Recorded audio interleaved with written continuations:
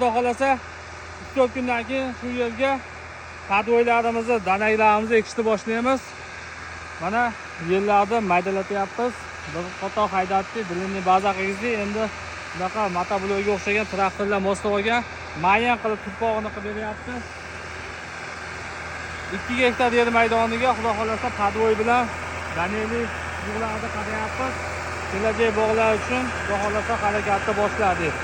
3-4 kunda bugun agatda olgizib, 3-4 kun olib tegizib, ekamiz danelarimizni qamboy agatlarni